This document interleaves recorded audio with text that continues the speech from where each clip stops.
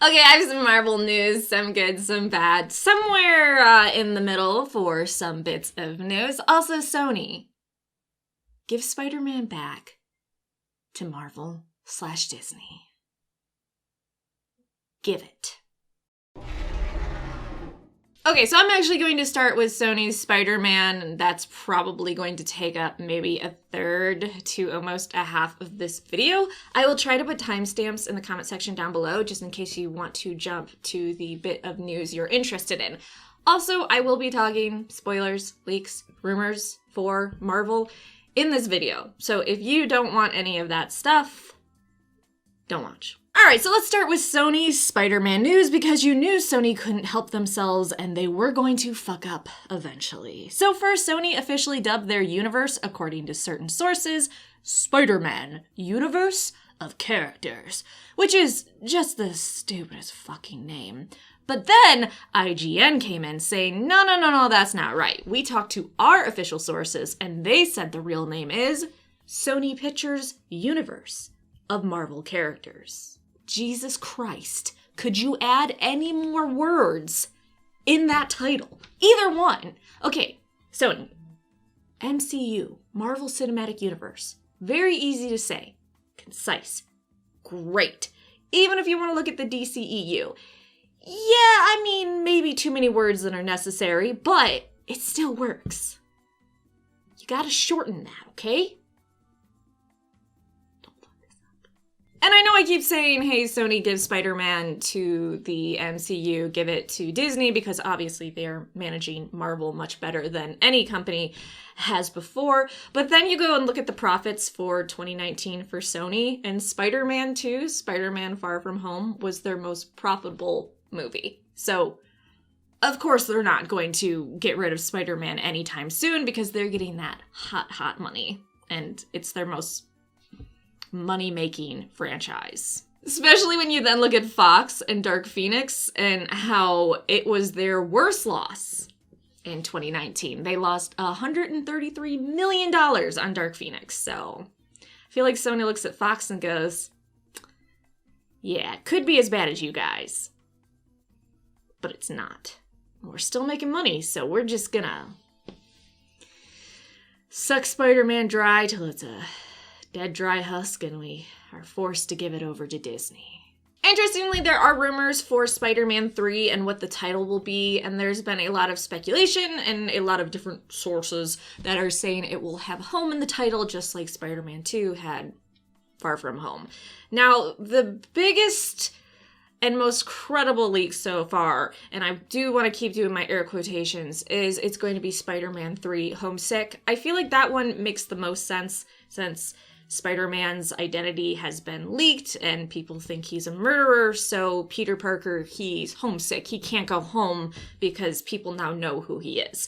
I could see that. I'm still not believing that's what they're going with as of yet. By the way, Spider-Man 3 has been pushed back to November 5th, 2021, and Tom Holland said originally they were supposed to start filming this July, but because of the pandemic, that's all been pushed back, or they're just not really sure what's going on. So as of right now, Spider-Man 3 is November 5th, 2021, but because filming might not start in July, maybe that gets pushed back again, who knows. As of right now, probably just go with that date.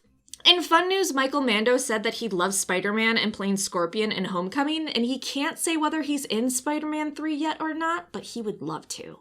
And I would love for him to be in there too. I know there's been a lot of rumors going around about Charlie Cox's Daredevil being in Spider-Man 3, maybe as his lawyer, maybe trying to represent Spider-Man now that he's been outed and accused of murder.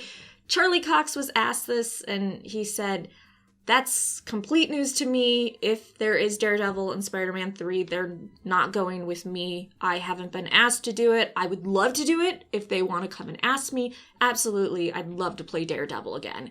So he could be lying, of course. I mean, Ewan McGregor lied for years about Disney approaching him for playing Obi-Wan again. So, I don't know. But as of right now, Charlie Cox is saying, they haven't approached me, but I would love if they would.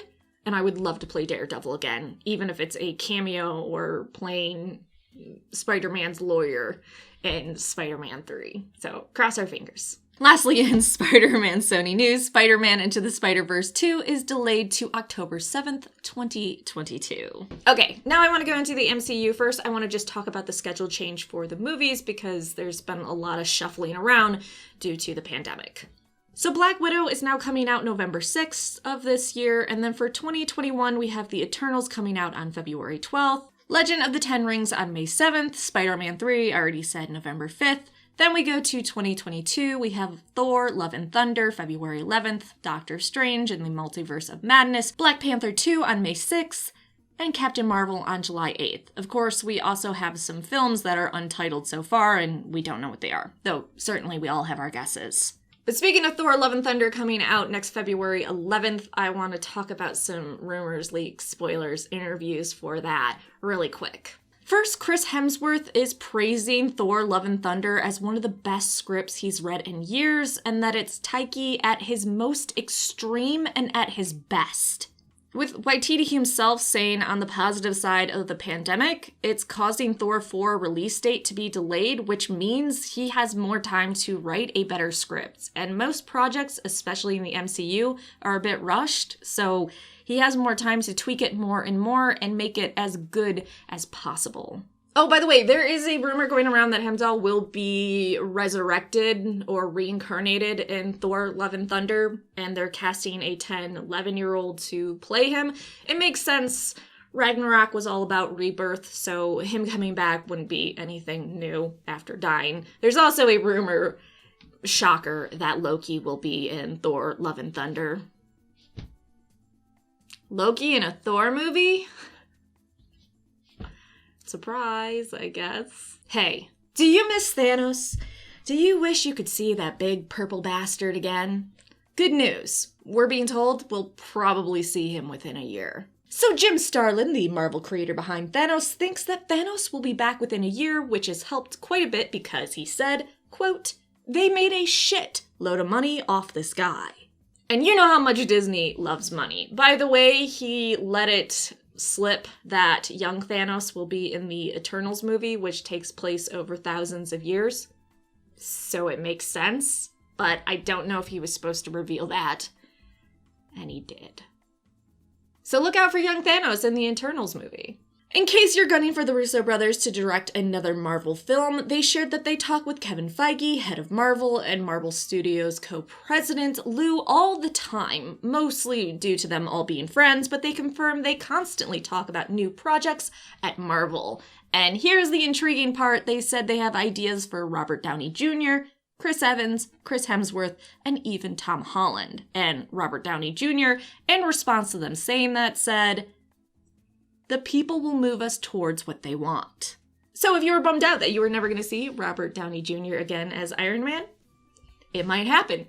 He appears to be down if the fans move them towards that. Okay, let's move on to Falcon and the Winter Soldier. I'm not trying to be a Debbie Downer here, but I just don't see it making the release date this year. Sebastian Stan said when the virus caused them to shut down, they were 2 to 3 weeks from finishing. And there are also some issues working on the show with the shutdown with post-production, so I just don't see it making it by this August. There are also heavy hints we'll see Wakanda or Wakandans in this series, which makes sense. They were babysitting the Winter Soldier for a while. Ooh, really quick, Guardians of the Galaxy Volume 3.